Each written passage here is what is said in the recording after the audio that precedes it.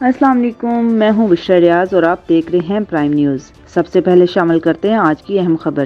ہمارے نمائندے کی رپورٹ کے مطابق رموز تنظیم کے زیر اہتمام معروف شاعر مظہر نیازی کے نام شام کا انعقاد۔ رموز تنظیم برائے فنون و ادب ضلع خوشاب اور اسپائر کالج جوہر آباد کی باہمی شراکت سے میاں والی سے تعلق رکھنے والے معروف شاعر مظہر نیازی کے نام ایک شام کا انعقاد اسپائر کالج جوہر آباد میں کیا گیا۔